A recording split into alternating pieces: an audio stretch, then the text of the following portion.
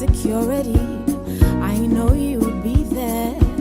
Something in these moments lets me know you care. Maybe the way you shield me, maybe it's your smiles and the way you tell me it's okay to try. Now I'm invincible. I can pack my sack. I can take the long road, 'cause it's okay to look back if I am scared. I know you're there. Arise, together there's no limit to what we can do.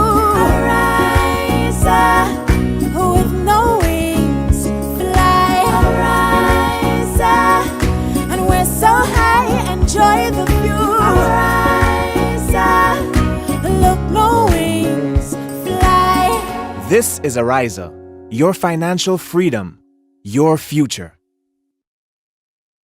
Today. Located inside Ryder Excursion at the Esplanade Mall, we handle both small and large orders with speed and precision.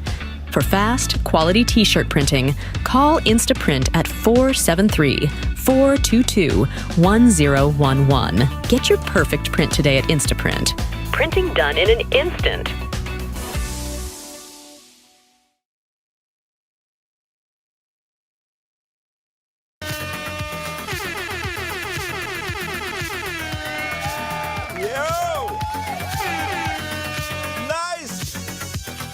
What's up? Ecstatic. I'm happy to be back. Nice to go away, but it's always to come back home, eh? Always nice to come back home. How are you guys doing? What's up, my beautiful people? Whoa! Whoa! We have an interesting conversation for you guys today. How do I know it will be an interesting conversation? I gauge these things, Don't feel like I'm like in this world that I don't know what's going on, I see the chatters, I see the comments, I see the memes, I see the petty wannabe try to be insults. Oh, yeah, real talk, boy. The funny thing about it is, I have to say this, right? A lot of people actually believe that this platform is only set up and programmed just to give them content for they alone to watch. Only thing that they want to watch, that's what they want Right Along to bring. But, as we say all the time, we will bring the stories whether you like it or not, whether you disagree with it or not. Because I have a boss, right? And she's a badass boss. And she has no fear, right? So I saw the, people throwing shades and all that stuff. I don't know if they think that it would make us decide not to do this conversation, because this is a trending conversation. What would we be if we didn't tackle this very trending conversation tonight? You mad or what? Oh, you mad or what? Don't try that. All right? I see somebody tagged me and they say, why are they so? I like too much drama. I like too much conflict. I like confusion. Nah, nothing so. All you like confusion. All you like drama. In fact, I think Parliament today, the whole Parliament, not the whole thing, but Parliament today was just set up to be drama. And we're just following the lead, following the leader.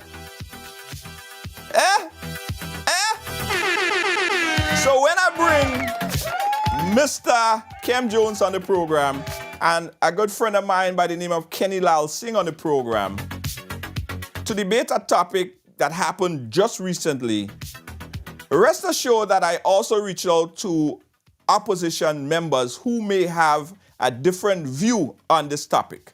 I always do. But you guys know the story already.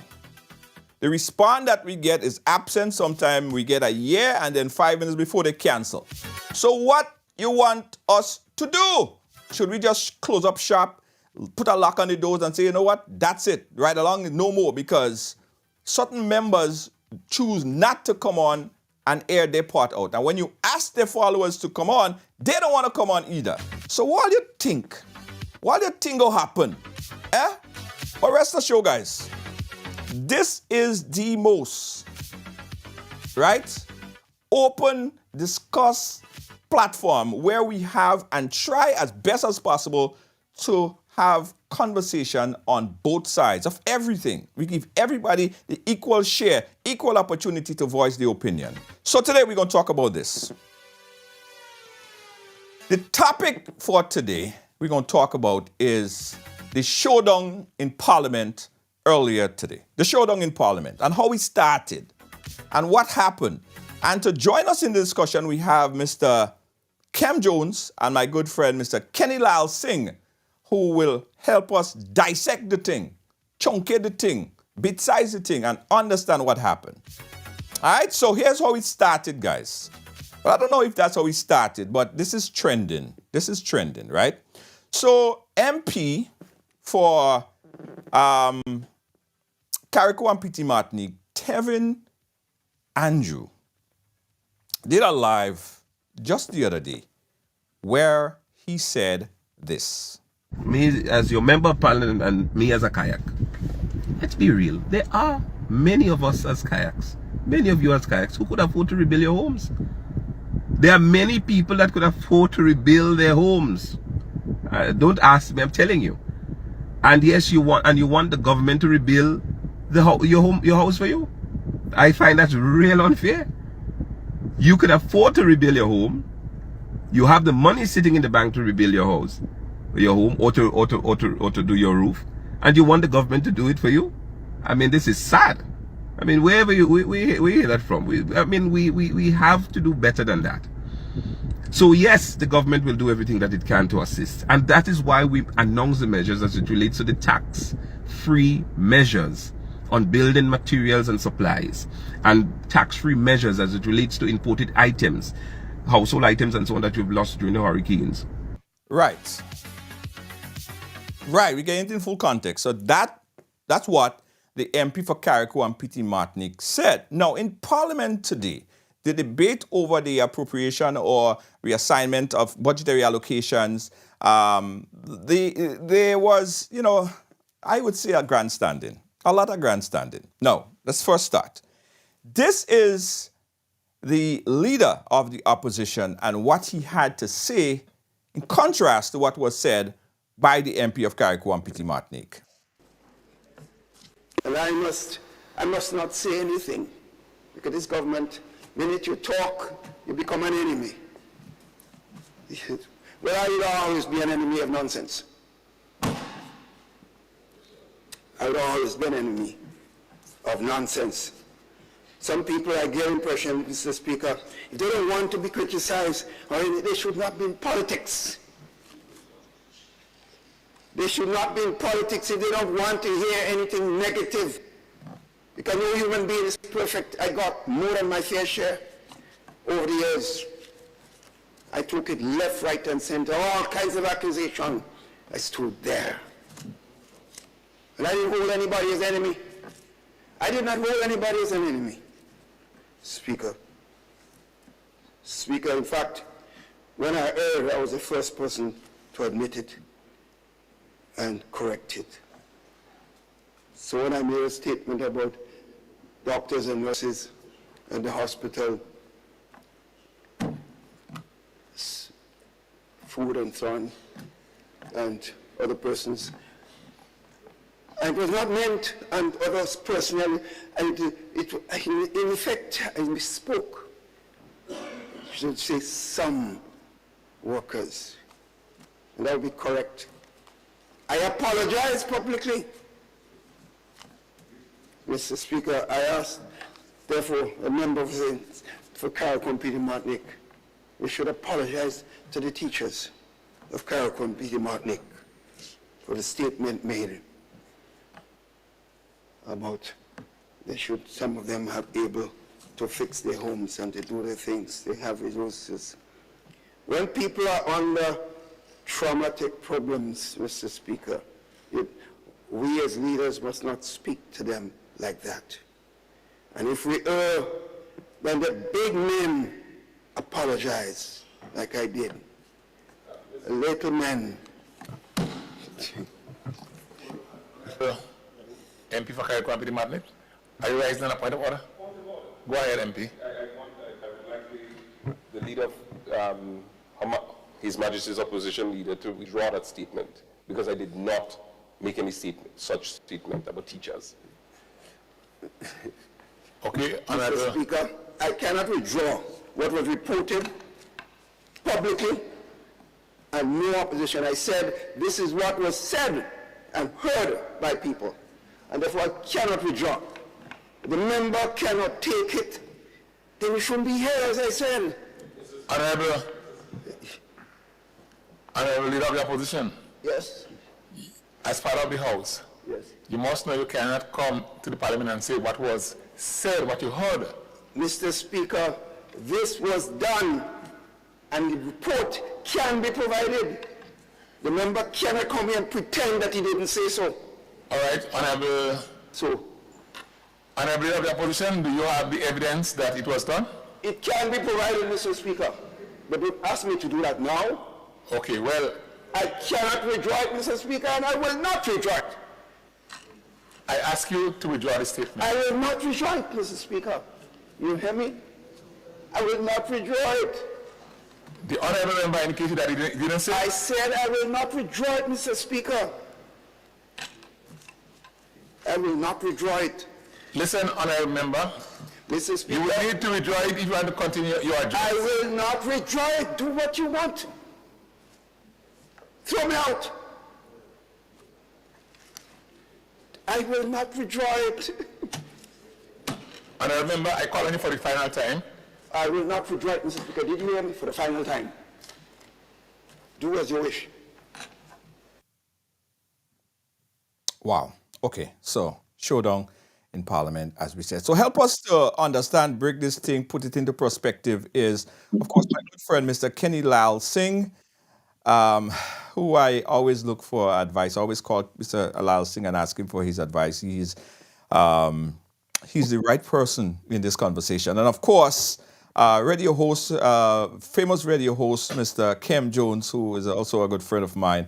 Kem and Kenny Lalsingh. Well, let's start with Mr. Kenny Lalsingh. Mr. Lalsingh, you saw what transpired in Parliament today. You saw the leader, what led up to what transpired. What's your take on all of this? Good afternoon to the various panel members, the host, and to all your listeners throughout the world. Good evening to everyone. Yes. I've heard from both sides, both from the MP for Carriacou and also from the leader of the opposition. I heard the statement by the honorable member for Carriacou when it occurred a few days ago. And I thought it was a little too harsh. But coming to what has happened today. You see, I believe the speaker should have handled the matters differently. If I was the speaker, I would have handled it differently. It was one word against the other. You know, in making a determination, the speaker has to be sure who is right and who is wrong. He didn't say to the Parliament that he heard the statement. And I thought he was going to say to the leader of the opposition, well, I heard the statement from the MP for Carriacou, and I believe what you're saying is incorrect. He didn't say that. I believe that he should have. You see, because that is politics. There will always be a showdown. And that is what politicians look for. Majority of politicians like a showdown. In any showdown, somebody will win. Some get bruised and some will win. So we have to sometimes avoid it. And I believe that from what I've heard, the speaker should have given the leader of the opposition a specific time to get the statement and bring it to the parliament. He said that he could verify. He said that he will get it, but not right away. Yeah, but what happened right after that? The piece that I didn't play. He suspended Parliament for a short period of time. He went back within that time frame, and he said he discussed the matter. Not sure if he saw. He went back and viewed the tape to see exactly what was said, but he did pause for about 5 minutes or so, went back and came back and asked the member one more time to take back the statement. Yeah, but you see, the speaker should summarize exactly what he heard. He said to the parliament, I've heard the clipping myself, and I believe, in my opinion, leader of the opposition, you are wrong. But he didn't say that. You see, you cannot create a judgment. And I'm not saying that neither the leader of the opposition or the MP for Carriacou is right or wrong, I'm dealing with the speaker. You have to come and summarize. Look, I have heard the statement myself, and therefore, I believe that leader of the opposition, you are incorrect, and therefore you should withdraw the statement. He didn't say that. And I think that is where he erred. He should have done that. Okay. Because I don't know, he had to tell the public what he heard. And I don't think he did that. And it's kind of unfortunate that this whole simple story is kind of making a lot of noise and waves all over the place, But it could have been handled differently. Again, you could have given time. I've seen speaker give issue for the next sitting. By the next sitting, you must bring the evidence. Or by Monday morning, you must bring the evidence to my office.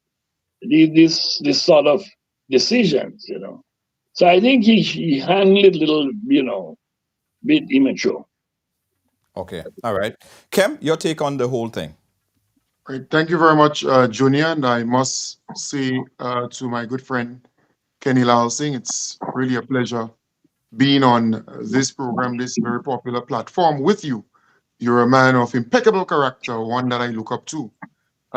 In the parliament, they refer to Keith Mitchell as either the grandfather, the father of the parliament. Maybe here we can refer to you as the senior, as the man with the knowledge on parliamentary proceedings and that kind of stuff. What I can say, I listened to the entire charade today, the whole sitting, the debates, the back and forth. I thought Junior would play the entire piece where Tevin actually said more, not just the beginning, but I think he stopped that tape or that recording somewhat, almost to the finish line. I wanted to hear more because Tevin was actually speaking there about everybody. Meaning, if you can afford to build back, if you can afford to do stuff for yourself, you should go ahead and do that. And those who cannot afford, then the government will come in and assist. And he went on to speak about the incentives that the government put on the table for people who can afford to start something, and at least they would get the cost of the material cheaper, the building materials, the cement, the stand, the steel, the lumber, and so on, cheaper, right? So he explained all of that. So I thought Junior should have gone even deeper with that audio. But nevertheless, I want to say, I think Dr. Mitchell knew exactly what he intended to do at the Parliament. It was tactical, it was strategic to go into Parliament and create exactly what he created. He wanted to walk out anyway.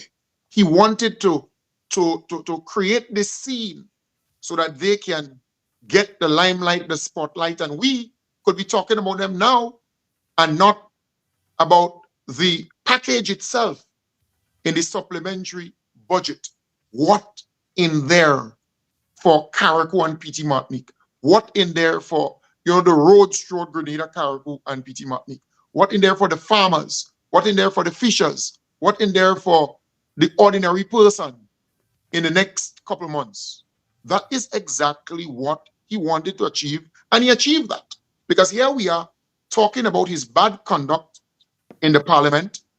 I mean, look, we can discuss this and say, well, Keith Mitchell or Dr. Mitchell was right or he was wrong, or the Honorable Tevin Andrew said X or said Y, or the Speaker handled it in this way or that way. We can stay here and speak about it for a very long time. But as a senior, as the grandpa in the Parliament, young people looking on must put a question mark over the conduct, the behavior of such an individual. He gave me that impression that, because he boasts of playing cricket, the man is a cricketer. He gave me the impression that if the umpire put him out, he would fight with the umpire. He would mash up the wicket and insist that he would not go. He's not out. That's the impression I got. So I am simply saying his conduct, his behavior was not the right way to go about this. And it's going all over social media. And people are really angry with his conduct. But I am not surprised. And I'm certain that Sir Kenny Lalsingh is not surprised too. Because that behavior is one that we have seen, or that movie is one that we have seen on umpteen occasions. I am simply saying there are ways of handling things. The Speaker told you, yes, I agree with Kenny Lalsingh. Maybe the Speaker should have, come back and say, I have seen the video. I did my own investigation, and I conclude that what you're saying about the Honorable Tevin Andrews is incorrect. And I think you should, take that back, right?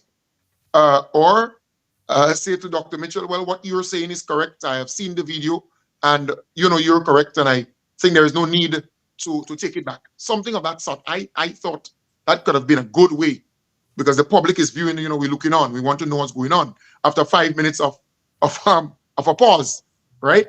So I thought that was the right thing. But again, the Speaker made a ruling, and I'm certain that Kenny Lalsingh could tell you that you can't argue the Speaker.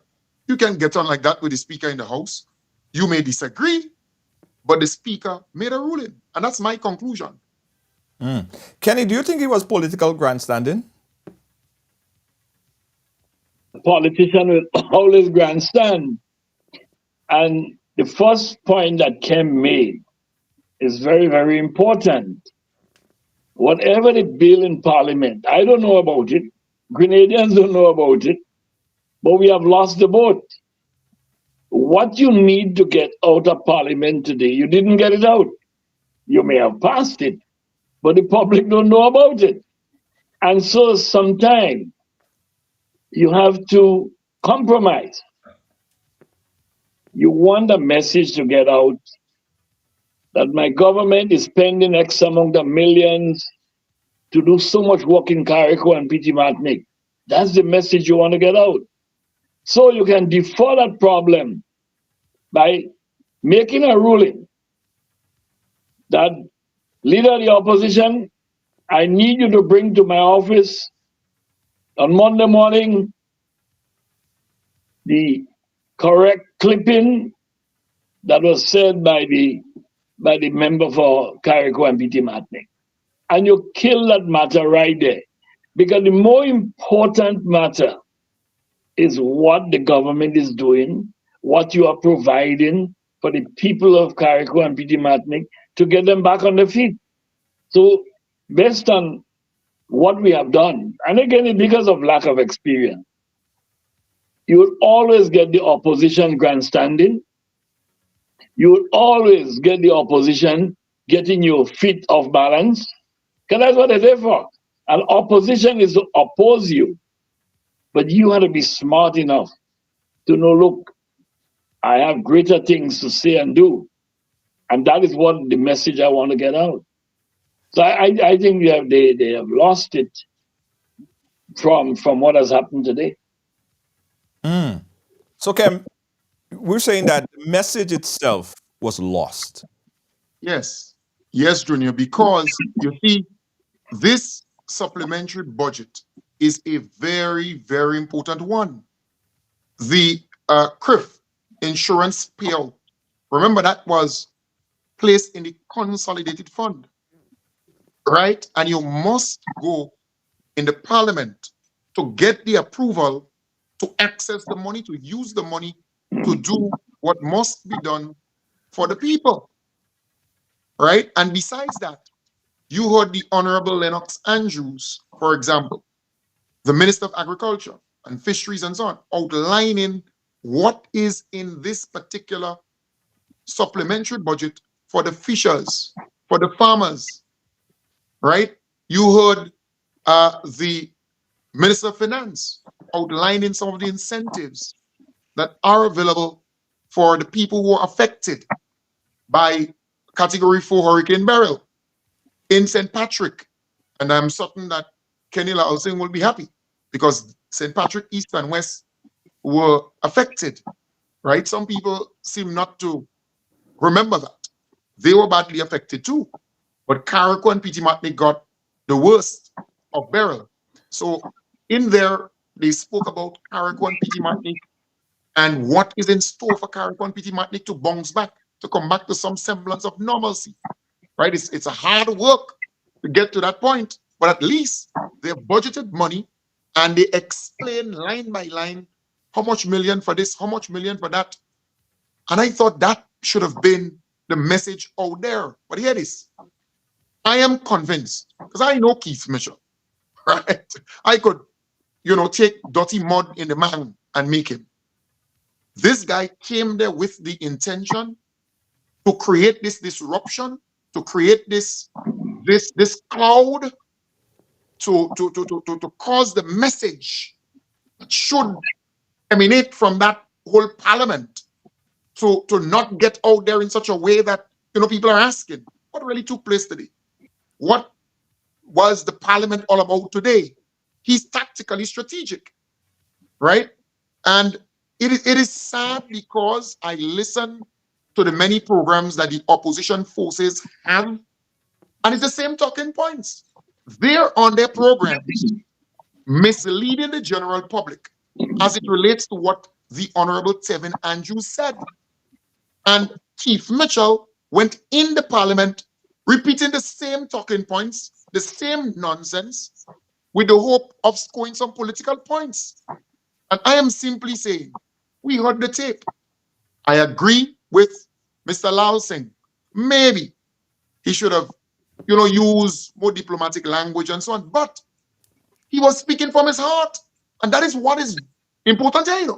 If you go under the many comments of MTV, because MTV did a piece, and I spoke to you, Junior, because I was so angry that MTV portrayed Tevin in a certain way when they actually cut out the piece where Tevin was actually speaking about the other people, and I hope you can play it during the program, Junior. But I am saying here, if you go under the comments, the 100 and something comments, 99% of the comments are in support of Tevin Andrews, the Honorable Tevin Andrews. Why? Because Grenadians are pleased, Carriacouians are pleased, Petit Martiniquans are pleased with the fact that he was sincere, he was honest. And I will make a statement here. Do you know that the opposition forces are actually saying on their programs, through their pundits, surrogates, goons, zygotes, and sycophants, they are saying on those programs, telling the people of Carriacou and Petit Martinique, well, don't clean around your house. Don't pick up the galvanized and the debris. The government get $150 million from CRIF. They should pay people to come and do it. They're actually going that far. And they're telling the people of Carriacou and PT Martinique who received compensation from the insurance companies, saying to them, don't spend the money. The government got $150 million, right? They should fix your roof. They should fix your house.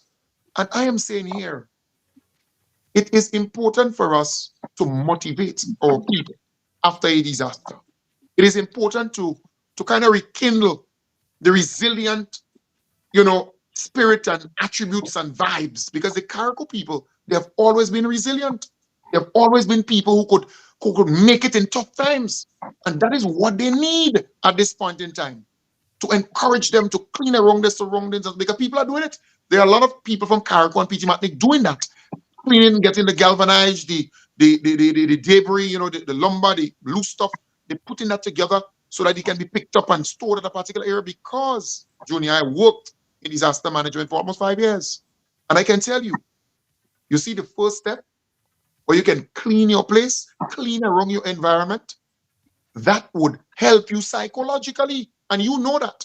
In days of old, you go to elderly people home, they would take time, and even if the house small, even if the yard, whatever, they would clean their yard, pack their stuff away, and it caused that mental easement, for a better word here. It will ease up the tempo, and psychologically, they will be in a better place. So I'm urging the opposition forces and everybody to encourage the people of Carriacou and PT Martinique, to say to them, just that little gesture. If you can start around your home, or if you can continue, because some people have started the process, continue cleaning, packing stuff away. Yes, we know that your roof needs repairing or fixing. Yes, we know that your home needs to be fixed or repaired, but still start the process. Do what you can. And the government has put some things on the table, and they continue to roll out some more. Please, yes, there's a lot of negative and so on out there, but if you can start, because the folks are coming up from time to time from Grenada to assist. There are people in Carriacou who are taking the high road and assist and do little things. Please continue doing that. That is what we want to see. Yeah. Kay, do you think that the government is doing enough at this point in time to help the people affected? Oftentimes we say Carriacou and PT Martinique, but of course you from St. Patrick, I'm sure where you are probably affected in some kind of way, or you could tell us, is government doing sufficient to help the population that's affected? I think the government is trying their best. They are doing. The problem with this government, the communication, the PR is very, very bad. People don't know what they're doing. I think that is where the problem is. They are doing, I can see things happening. As a matter of fact, I told a few people recently, this government is doing a better work on road maintenance than we have had before. They are doing better in some instances, but they're not promoting what they're doing. The PR. They are not promoting. The PR is very, very weak. Now, in politics, there are a lot of things sometimes you don't say in public. But again, you learn that from experience. It's not everything you have to say. You are better off doing the right thing. Because at the end of the day, when you bring benefits to the people, this is what they want. So when you talk too much about the negative, you can create a problem for yourself. So this is something that politicians need to learn. Avoid it. It's not everything you have to talk about. But whatever you are doing good, boast about it. And I think that is the problem. That's the weakness with the government. They're not boasting about the things that they are doing. I didn't hear the program, but I believe that they do have a lot in store. I believe the insurance will help them. The help that they got many places will help them to build back better. And I want to see us build back better. I was telling someone, in the next 2 years, Carriacou should be a completely different environment. It should be a modern day Carriacou, And I believe it can happen. And this is what we must focus on. But just to go back on today, again, just to make the point, we must make sure sometimes that we don't miss the boat in getting the message out. Sometimes we have to drop things sometimes because you don't want it to sidestep the good things that you are doing. And I think that is what has happened today. But I want to urge them, you need to step up your PR. Right. People do not know what exactly you're doing. You need to reach out. There's a number of instances where people are complaining. It's not that things are not happening, but people are complaining. And I wish they would listen. If they listen and they can develop the political experience, they can make an impact. If you don't do that, you would lose the vote. I mean, it's after 2 years now. And whatever you have in mind, you need to step it up because both NDC and NNP are two strong parties. You can't take things for granted. Right. Right. So they need to have an orchestrated PR that can look at all that is happening and design it in such a way that people want to hear more. You know, you can have PR and people hear you, and that's it. Yeah. You have to develop PR. That's how you do merchandising in my stores and every store. When somebody walk into your store and they look at the front shelf, you must attract them that they want to keep walking. Right. Similarly, your PR must be as such. What I heard this week, I'm longing to hear next week what they're doing again. You have to get the people in anxiety. I want to hear what you're doing because whatever you told them last week really impacted them and on them. And I think that is a weakness. Yeah. You know, a lot of comparison was made, not only today, but prior to Parliament today, where it's comparing the development phase after Ivan and the current development after Beryl, right? It was about 2 months, a month and some, if 2 months already, since Beryl hit. Is the government where it needs to be, or it needs to be in terms of rebuilding process? Should they be more further advanced, especially if you're comparing it to where we were after Ivan? Well, Ivan was a devastating hurricane for Grenada. And Grenada is bigger. So you can't compare Beryl with Ivan on the mainland Grenada. Right. They're two different hurricanes. But you can compare Beryl and Ivan in Carriacou. Right. Because Beryl really devastated Carriacou, So Ivan was a serious devastation, and it took longer to get a lot of things done. But they eventually got it. Beryl, they got a lot of things done quicker because it was not. As a matter of fact, Grenville got electricity within 18 hours,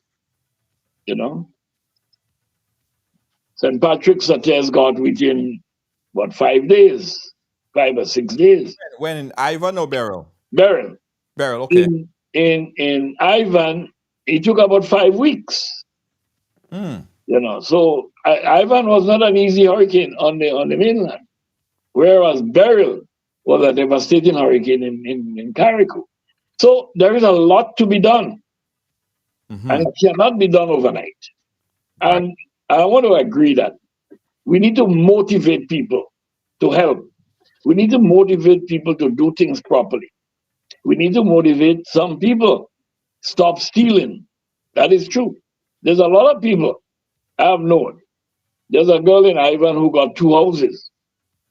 She was distributed, Wow. but she got 2. Now, you can't blame the government and the party for it. And it might very well be happening now because there are people outside there who look after themselves, So you got to put checks and balances in place. I don't believe we have learned the lesson of Ivan. We started very good after Ivan, and I want to make that point. We started very good after Ivan, trimming the trees by the side of the road that created the problem in Ivan. And it's a few years now. We stopped doing it. For 5 years, we did it, cutting the trees, trimming them. And then we stopped because we become complacent.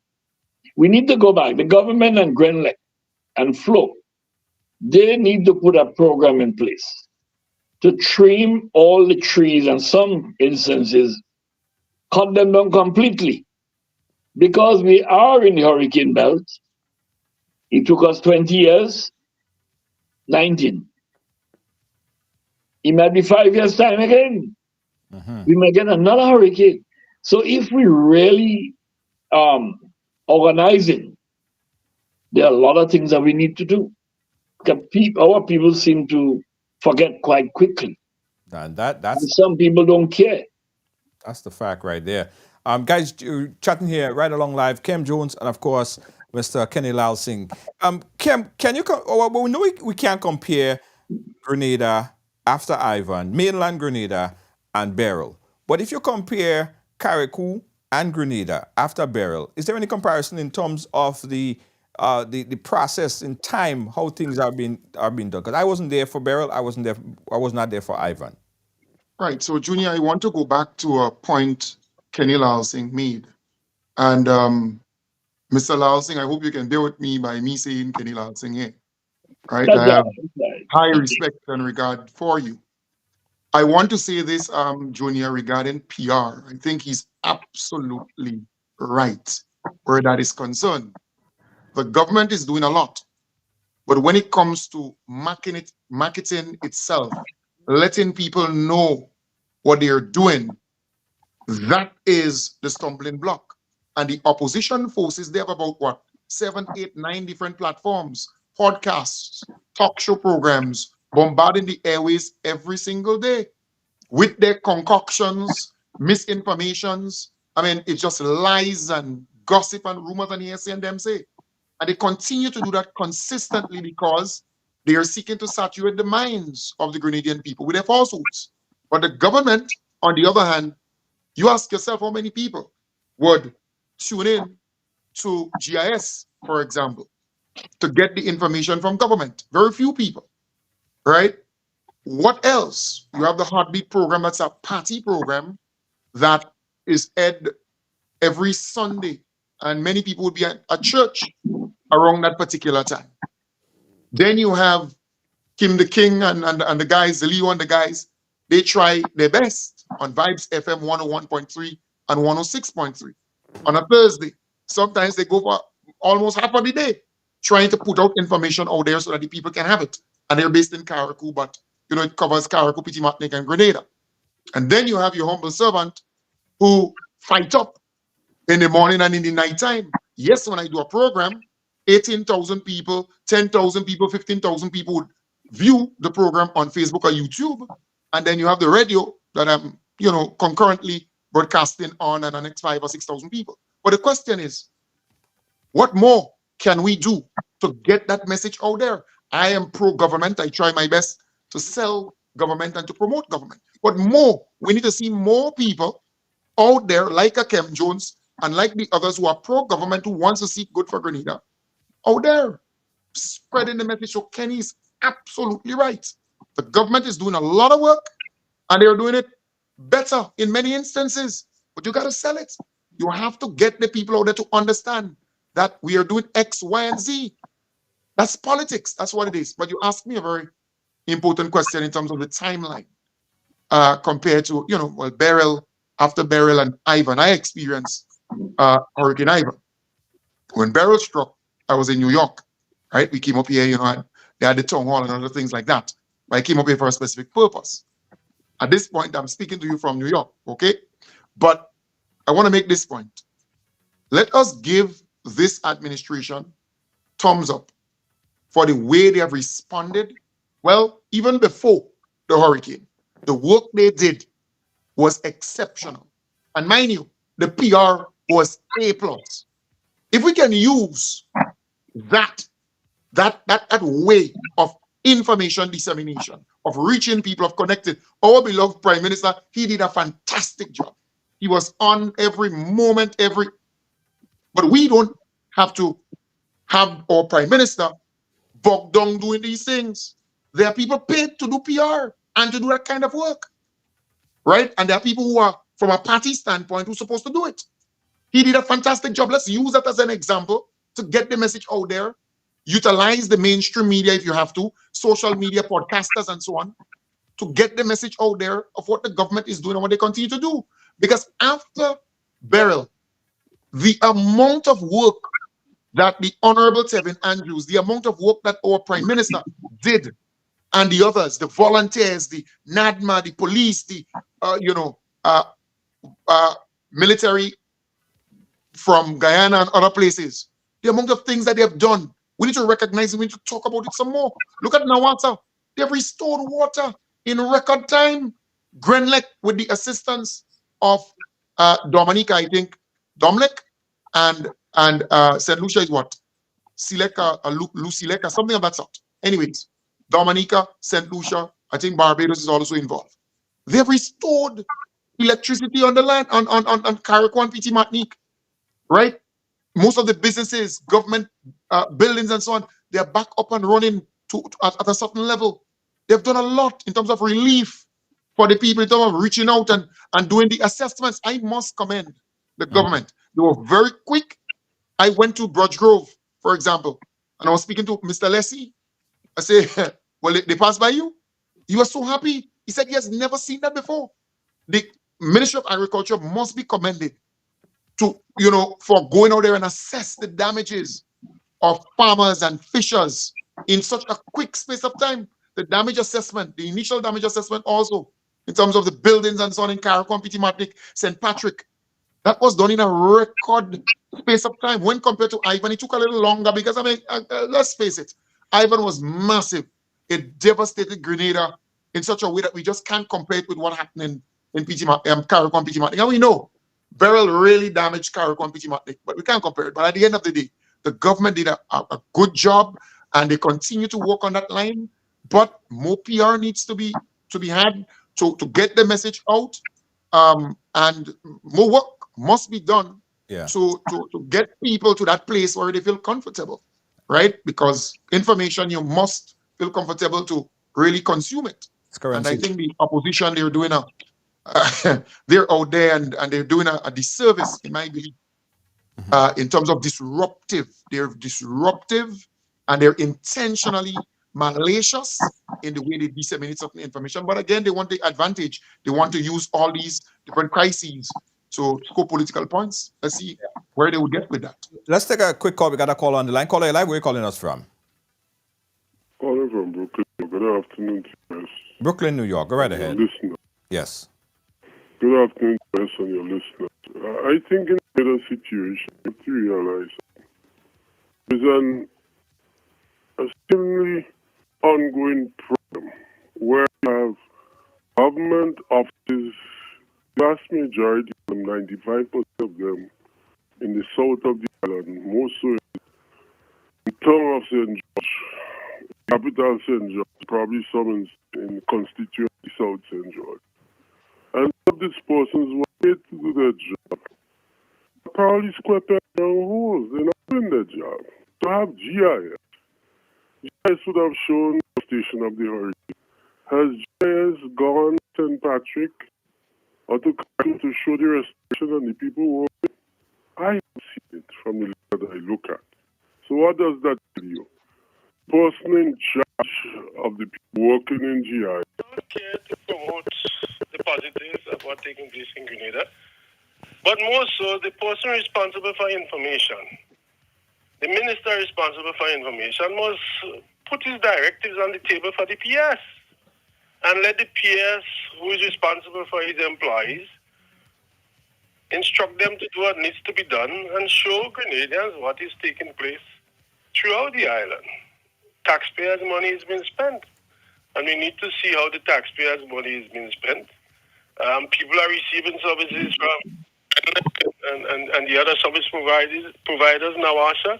We need to see it. So somebody needs to push some fire, in my opinion. Push people to get their work done because you have a lot of square pegs in the wrong holes. Okay. I have been trying for a while now on two issues. Why is it in Grenada that the construction of the bridge in St. John in Waterloo is taking probably 32 years to complete? There is one in St. Mark, the bridge. Why is it taking so long for those things to come to fruition? A contract is signed in November, and it takes till April for any significant work to be done on the ground. And then the rainy season comes in, and then you have a problem. That work is being done, and you have to go and do it over again. Why? Because people are not doing what they're supposed to do. Because mobilization for a contractor should not be taking 3 and 4 months. If you get a contract, within 6 weeks, you should be able to mobilize. Otherwise, you don't need to have the contract, in my opinion. Right. And if you look around in the Caribbean, if you look around in the metropolitan places, Canada, the United Kingdom, the USA, things get done because people ensure that it is done. People who get paid do their job. If they don't do it, they get fired and you get somebody else to do it. So the problem in Grenada is square pegs in wrong holes. Square pegs in wrong holes. GIS, people out there are not doing what they're supposed to do, and elsewhere. Thank you. There is more I can talk about. Thank you, caller. Appreciate your input. So I guess we could all agree, Kim and Kenny and myself, that a lot more PR needs to be done from the party perspective. Kenny, do you see that hurting the administration in the long term? Because we are 2.5 years, 2 years or so before the next general election. Do you think that it's a doomed situation for them now, or it's something that could be improved over the period? Well, it can be improved. The PR is one problem. The second, the lack of experience by the many ministers. The inexperience by the ministers. I'm telling you, I've been in government. The public officers, they see themselves as the boss. And sometimes you might come with a program, and if they don't like it,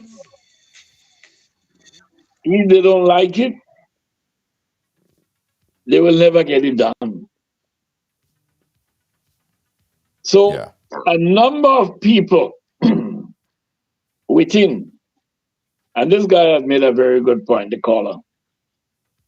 The bridge in St. John's and in St. Mark's is costing the government a lot of extra money because the inexperience of the workforce at the high level in the ministry, whether it's the consultants or whoever is in charge, is not doing the work as they should. There is too many delays in getting things done. So all of the projects ongoing is costing the government sometimes 50% more because of negligence by consultants and other people to get the work speeded up and finished quickly. If the minister does not look into that, you will find a lot of money going down the drain because of the behavior and negligence of some top officials in the ministry. Because I know for a fact that, and I've heard it, this project is just taking too long. And that shouldn't be happening. Right. But where is the experience? You don't get experience overnight. Whether you're a politician, whether you're a public servant, experience will come overnight. And I think they need to look within and investigate. Well, why is the bridge taking so long to finish? Let's investigate. Why is that taking so long? Because if you do not do what you should do, the contractor would charge you for negligence, not allowing me to get my work done. And so costing the Grenadian public a lot more. And these are only 2 areas. It's happening in other areas as well. Yeah. I want to shift gears briefly, guys, because we heard it earlier in the statement that was made by the opposition leader, where he spoke about something he said in New York. Now, I remember being there. I think I don't know if I was the one that posed the question or it was someone that posed the question, but he was referring to what happened at the hospital. I want to play this back, and I have a question to ask after this. Check this out. Leaving to come back up here for. I don't think the question is contract. Contract, you can give a contract to an individual to do a service. I don't think the issue of healthcare had a lot to do with contracts. I think sometimes that word has been misused by some of our friends in the trade union. Move on, and other people because of lack of understanding. The fact is, when we had a structural adjustment program, which was recently, it was insisted that we must bring down the numbers of permanent people in the public service because we are way over the number required, what will get us the kind of help that we need. So we had no choice but to commit ourselves. We never got rid of anybody, but we had agreed as people leave the system, we reduce the numbers. Barbados, in coming with a structural adjustment program recently, when they had go thousands of workers within like one worker during the period of structural adjustment. So we applied what you call a contract, which is not permanent. Since then, there's been a number of people taken on to the system, like a number of nurses have now become permanent. But let me just I want to shorten this, so just make one point. The problem in Grenada with the health system, of most issues of development, is generally not the number of persons, It is the management of the system. We could put 100 more doctors, 100 more nurses, and the mindset of some people and the level of incompetence, the level of stealing taking place in the hospital. The more you buy things, the more they steal. That's a fact. Sometimes we don't like to talk about that, but we're in a position, I know over the years, you talk to people at different levels, not one set of people.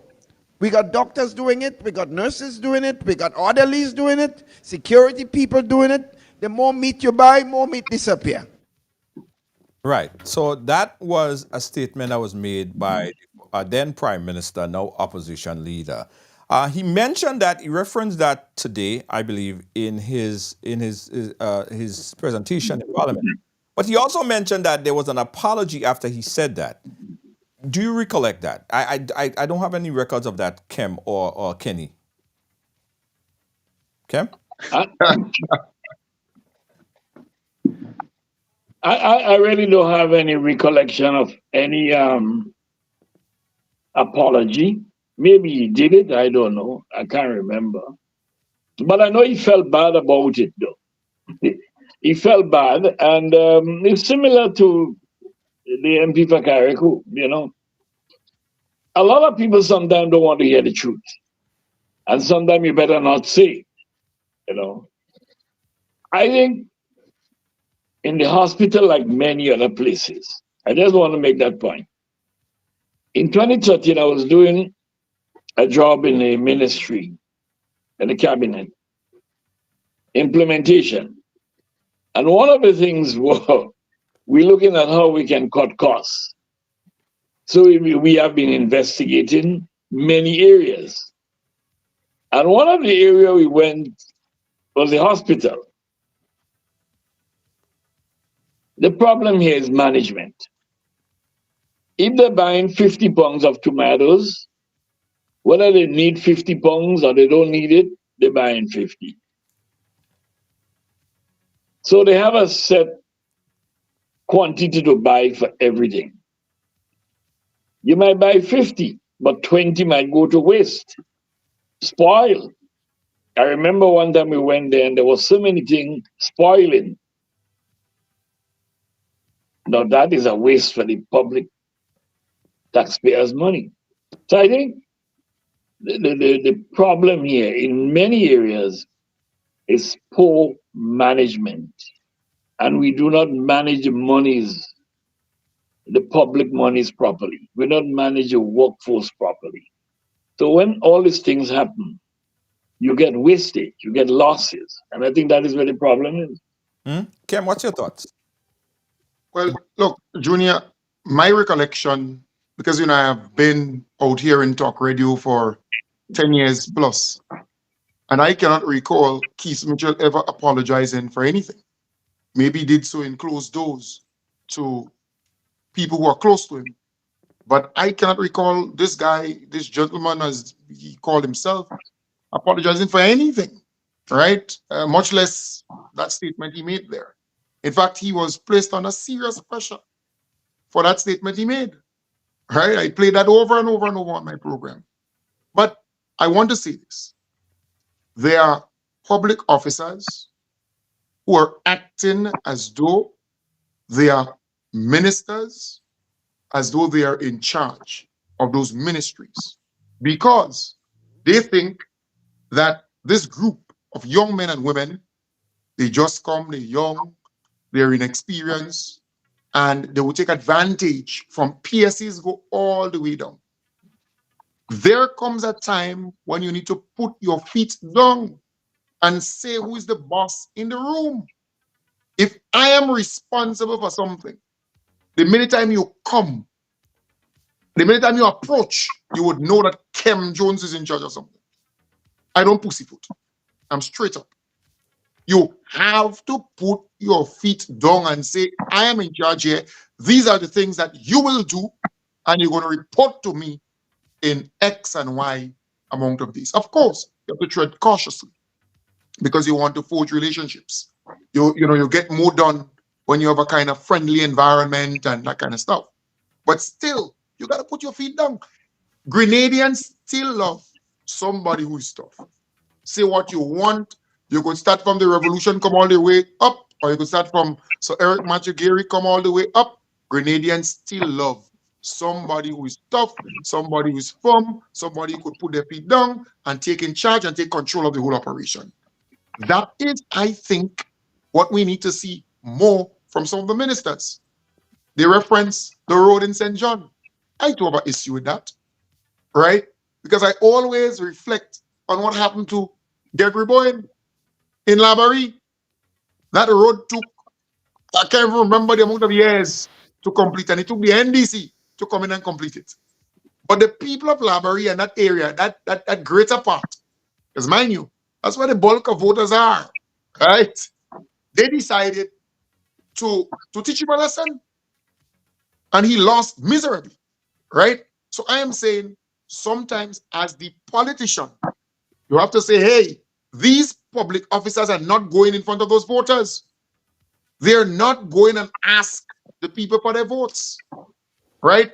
You have to go and face these people. So you have to change certain things. You have to be tough certain times, because ultimately when the election time comes around, you have to go and face these people. Either you get chased or they embrace you.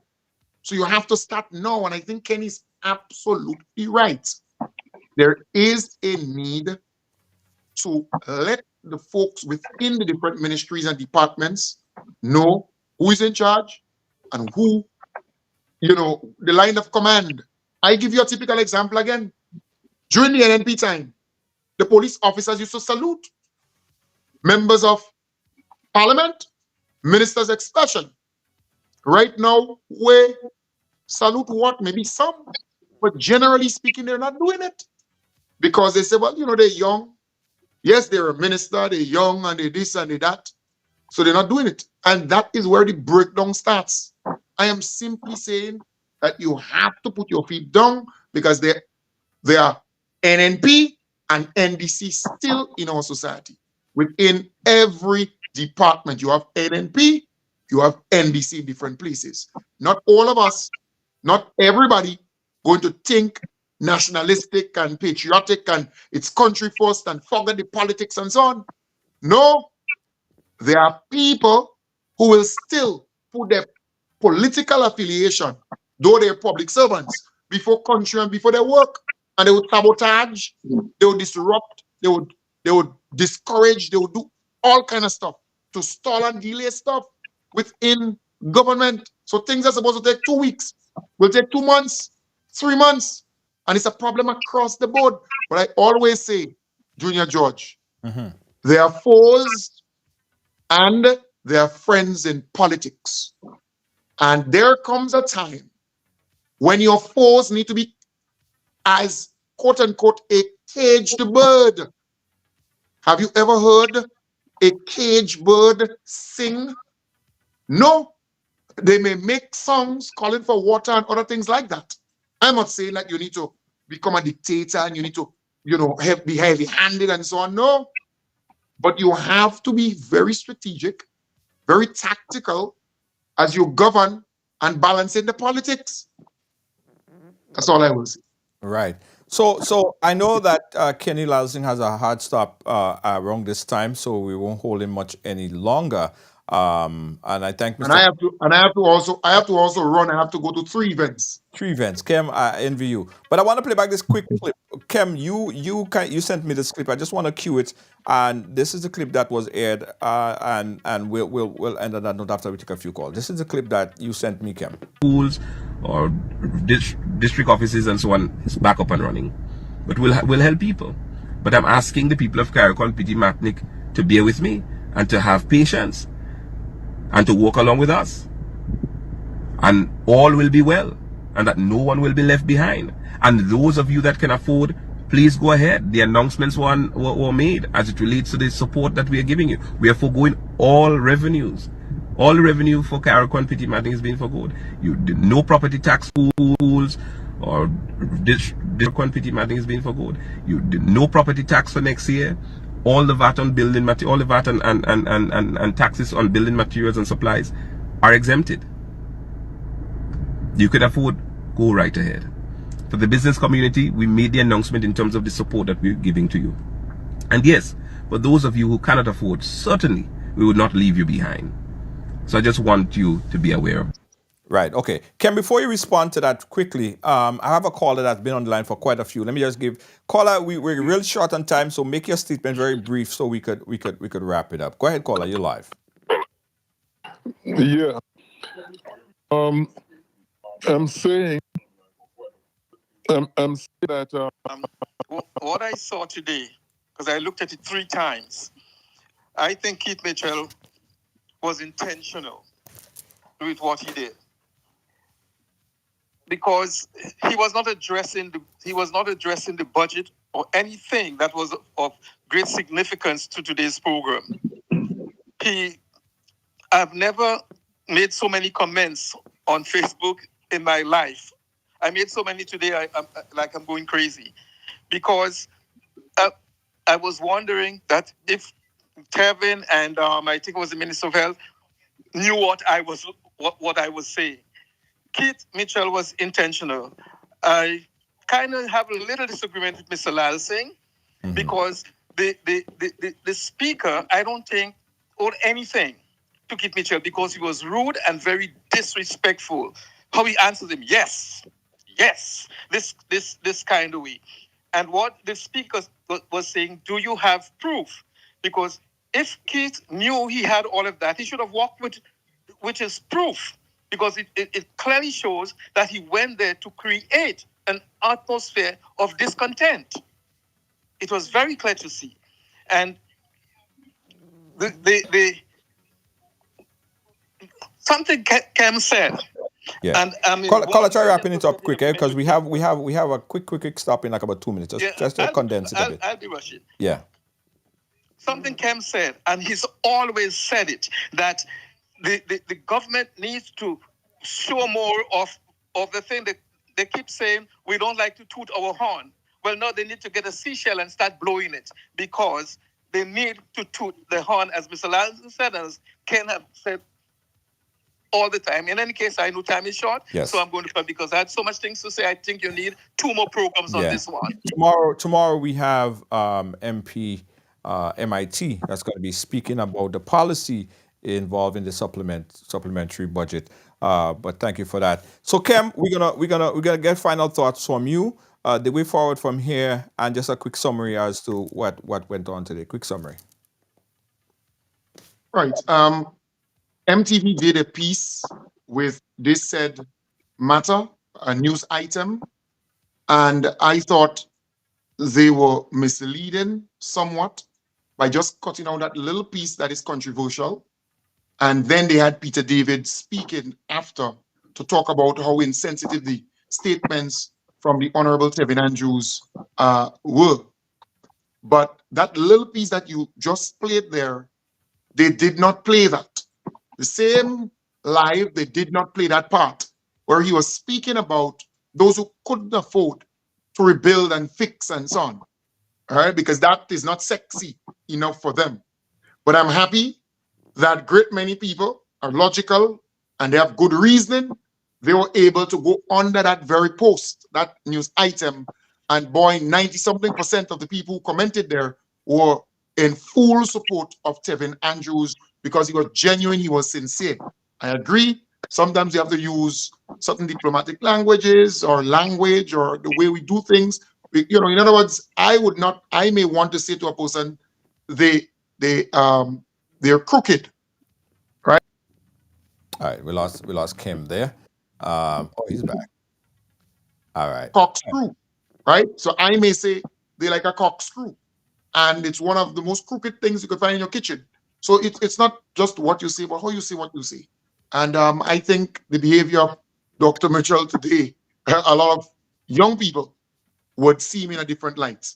As a senior person, he acted immaturely, and it's a cause of concern. All right, thank you so much, Kim. Mr. Lalsingh, closing words, sir. Well, I just want to say that politics is not something you take lightly.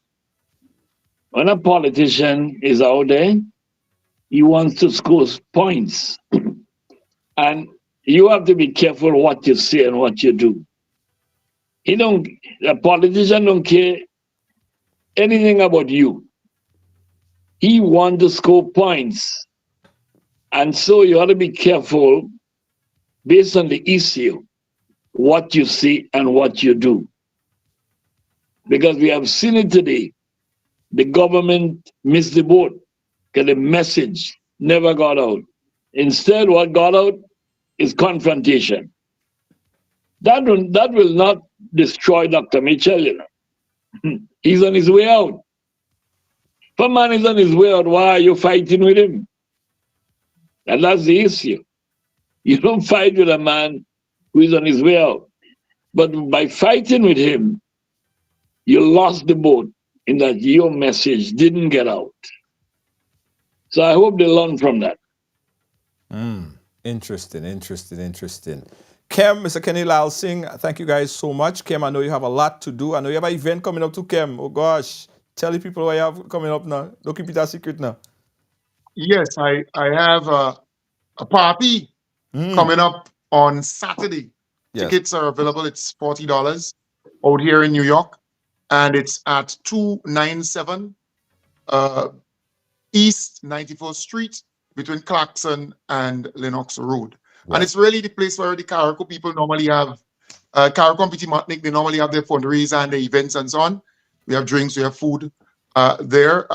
Looking forward. Holler at me, call me up. Most people know my number, 147-341-5817 or 133-261-4619. That's my new number out here in New York. Wow. So you can holler at me and you can get tickets and be a part of that. Absolutely. I'll be there. And it starts at 6 p.m. and we're going until. Nice. Party, nice. I'll be there. Yeah, on Saturday come. Saturday come in. We'll be there. The whole crew will be there. It's Labor Day weekend, so it's action. Non-stop action. Thank you, Kim. Thank you, Mr. Kenny Lalsingh. Guys, I got some thoughts when I come back. Don't move. We'll be back. Pick yourself up with Ride Rent a e-bike today and take advantage of the smartest and coolest way to get around. Rental starting for only $30 per hour and less than $100 EC per day. Zip through traffic, save money, and look awesome doing it. Check us out at the Esplanade Mall today. Visit us online at ridersebike.com or give us a call at 473-422-1011. Your wallet and the planet will thank you. Ride Rent a e-bike.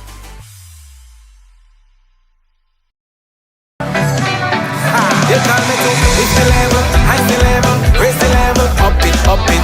What if you had a choice? A choice of joining a line or a choice of making your purchases online? What would you choose? While you ponder on that, the National Lotteries Authority has provided another purchasing option. All their games are now available online. Yes, Grenadians! From wherever you are, purchase your favorite daily and jackpot type games using any electronic device. Register on the NLA's website at www.nla.gd. Top up your account and enjoy online lottery gaming at your convenience. We're taking shopping comfort up, up, up several notches. But the choice is yours. Join a line or buy online. NLA, make your dreams come true. You call me to lift the level, high the level, raise the level, up it, up it.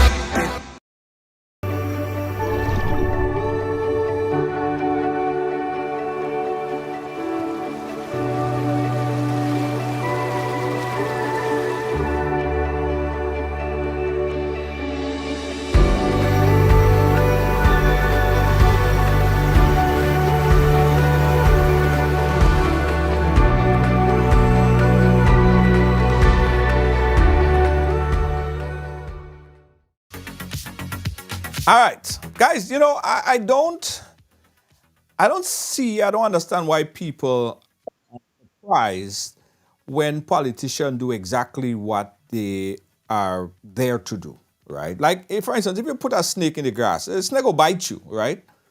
Politicians, that's what they do. They grandstand, they have a camera, you know.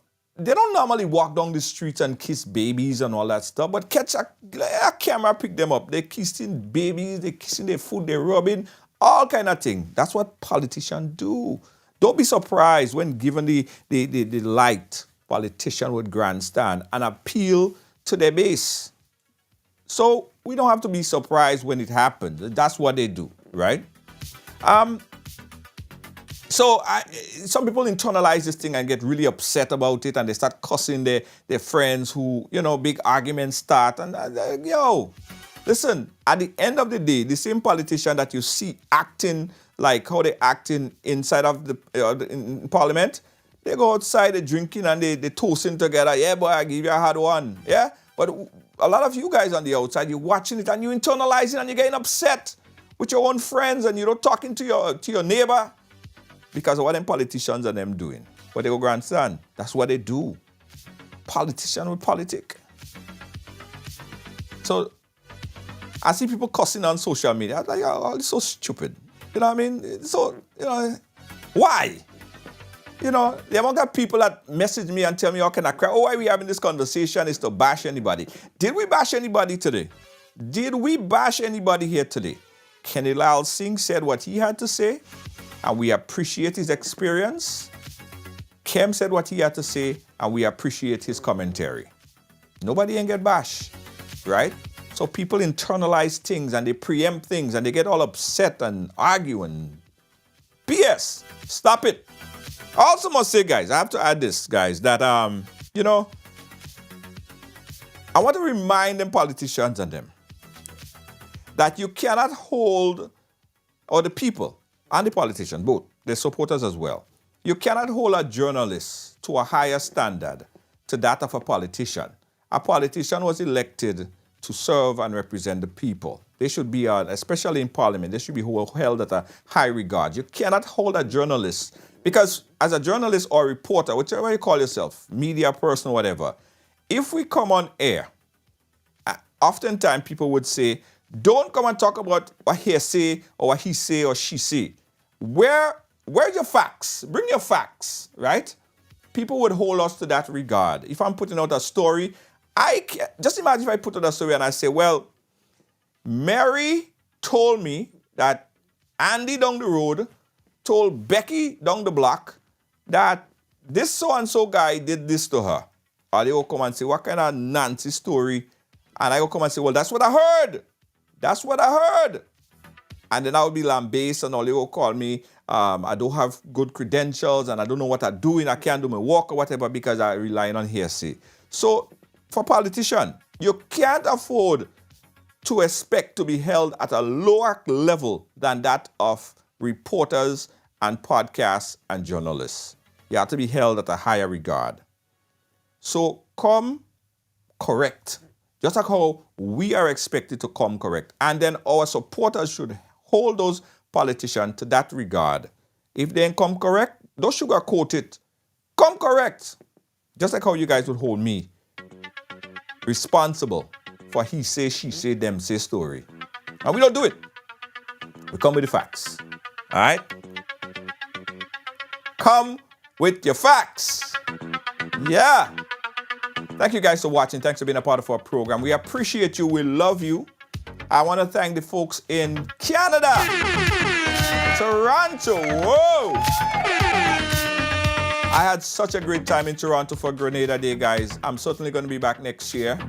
It was amazing. Grenada Day in Canada. I got a chance to see all the fans, supporters. Let me tell you. I think Canada have it, you know.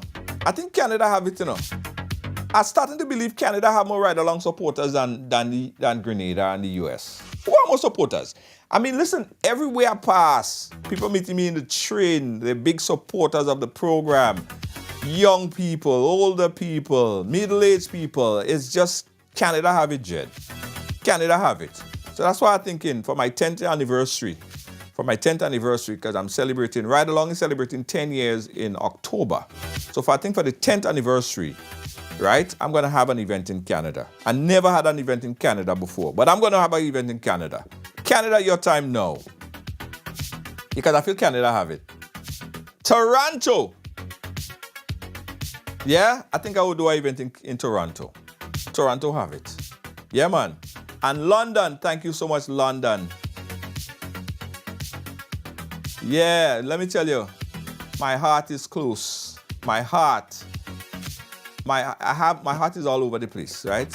Where you see Grenada, New York, Canada, London, Aruba. I'll call everybody, but I'll call everybody name. Because when I go every place, everywhere I go, I feel the love. But Canada, I'm doing an event in Canada. I will do an event in Canada. Canada are coming. Are celebrating 10 years. Ride Along is celebrating 10 years in October. And I am celebrating 30 years. Don't try to count my age. I know all you're calculating. How old is this guy anyway? So I'm celebrating 30 years in media. And Ride Along is celebrating 10 years on air. So I'm going to do a series of events. You guys could even give me some, Montreal, big up yourself. You guys could give me some ideas, some of the events that we should do. But we're going to do a lot of events. Somebody say we should do a $10,000 bingo. $10,000 US? Maybe. Canada. And let me tell you, Lydia. Woo! Lydia was such a great guest. I got a chance to have lunch by Lydia. Lydia is the mayor of Ride Along, by the way. They invited me to lunch by her place. And let me tell you, man. Let me tell you. Let me tell you, I love you. Ride Along Live, I love you bad. Thanks to our producer, Lois JJ, the hardest working person in show business. I don't care what you see. Lynn is the hardest working person in show business. My boss, I call her my boss. Yeah, she keeps me on track. Yeah, pick up yourself, Lynn. Big up Najuma. How are you? Thanks for the hospitality. I appreciate it as well. Nice. Yeah. Thank you guys so much. Don't forget, guys, ride, excursions, rentals, and tours. We are going places, eh? We have some upgrades and things to make. And we spoke to you guys about the Ride Diamond. Remember we spoke about the Ride Diamond? Guys, you know, it's whenever I'm doing something, I have to make sure that it's done correct to the T, right? It has to be done correct. So we spent a lot of time building Ride Diamond. Ride Diamond essentially is a rideshare with social media. So you know like how you have your Uber, you have your Lyft when you want to go someplace, you go in there and you call an Uber. Ride Diamond is just like that, but it has more options to it as well. So not only could you call a taxi, a cargo van, a bus, a water taxi, what have you, you could also get an e-bike with the same app. You could also book when you want to book to be a part to come and ride on our the bike on the sea. You could also book to the Ride Diamond app as well. Even rental. If you go in Grenada and you want a rental, you could also do it on the app. And in addition, Ride Diamond also have its own social media. It's like an Instagram, all built into the app. It's really cool, guys. Really cool. So we had to do testing. So we had to do months and months and months and months of testing. So we did that, and I'm gonna soon announce the launch date of Ride Diamond. Now, if you are a driver, if you have a car and you want to drive with Ride Diamond and you have not yet registered, I will send the link again so you could register. And within this next couple of weeks, we're gonna start contacting our drivers, get you all on board, and get you ready to drive with Ride Diamond. Make thousands of dollars with Ride Diamond. Trust me. Gonna worth your while. Tomorrow, 6 p.m., we're gonna be talking about the supplementary budget with MP, MIT, Andy Williams. We're gonna talk about everything. We're gonna talk about everything. Tomorrow, 6 p.m., MP Honorable Andy Williams will be here on the ride. Don't you miss it. Yes, tomorrow. Hey, Sima coming, huh? You know, who knows? Sima might just show up. Who knows? All right? Nice. All right, guys. Thank you so much. Lois JJ, all of our moderating team, all of our, everyone who shared, everyone who liked, everyone who gave us some stars. We appreciate you.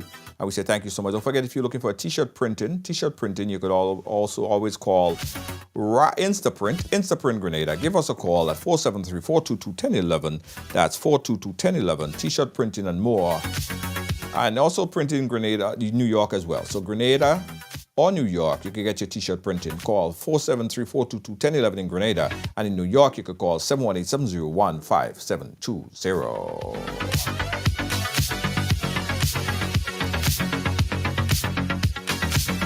I was telling you about the Ride Diamond. Yeah, drivers needed. We'll tell you more about that. If you have your own vehicle, you have your own car, and you want to make some money on the side, sometimes the money that you're making on the side here is more than the money that you're making in your real job, you know. I'm telling you. Nice, nice, nice, nice. This is what we have coming up, guys. Ride the waves. Yeah. Yeah, now you could ride the waves. So some of you guys who can ride a bicycle or e-bike, now you could ride on the water. You're actually paddling on the water. It's real fun. Fun for the whole entire family. That's coming up soon from Ride. We're going to be right in Grand Anse. We have a new location opening in the Grand Anse area where you could get on the beach and ride. Ride the waves coming soon to Ride.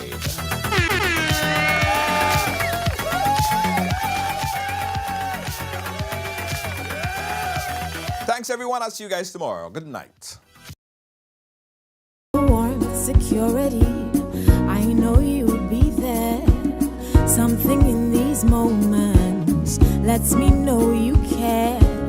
Maybe the way you shield me, maybe it's your smiles and the way you tell me it's okay to try. Now I'm invincible. I can back my sack. I can take the long road, 'cause it's okay to look back if I am scared. I know you're there. Arise, together there's no limit to what we can do. Arise, with no wings, fly. Arise, and we're so high, enjoy the view. Arise, look, no wings, fly. This is Ariza, your financial freedom, your future. Today. Located inside Rider Excursion at the Esplanade Mall, we handle both small and large orders with speed and precision. For fast, quality t-shirt printing, call Instaprint at 473-422-1011. Get your perfect print today at Instaprint. Printing done in an instant.